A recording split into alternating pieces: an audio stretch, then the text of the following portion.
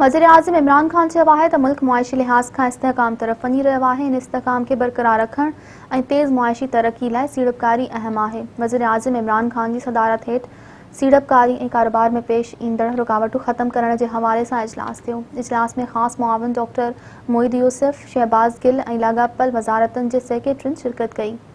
सीड़पकारी बोर्ड जे सेक्रेटरी इजलास खे उन्हनि समूरनि क़दमनि खां आगाह कयो जेके सीड़पकारी ऐं कारोबार में रुकावटुनि खे ख़त्म करण लाइ खयां विया।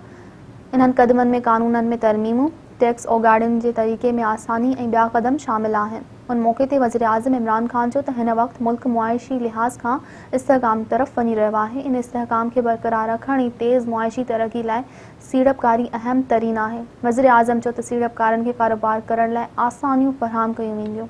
वज़ीर आज़म हिदायत कई त समूरी वफ़ाक़ी वज़ारतूं ऐं सूबाई हुकूमतूं सीड़पकारी खे वधाइनि, इन सिलसिले में तइ कयल हदफ़ वक़्त ते मुकमल कनि।